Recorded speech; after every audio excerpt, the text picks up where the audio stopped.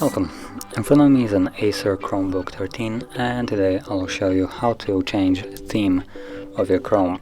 So to get started, let's open up settings. From here go to the settings icon, and once it opens up you want to go to the appearance tab and choose browser themes. This will open up the store automatically with the theme selected, and simply choose the theme that you like. Let's see, I'm just gonna pick something interesting. Let's go with this one. So once you select it, you will have to click right here, add to Chrome. It will start downloading it, so give it a second. And let's do reload.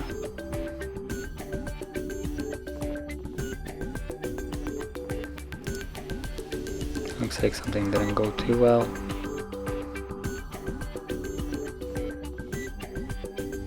So maybe I just picked a theme that isn't really working well, so let's just go with something different here.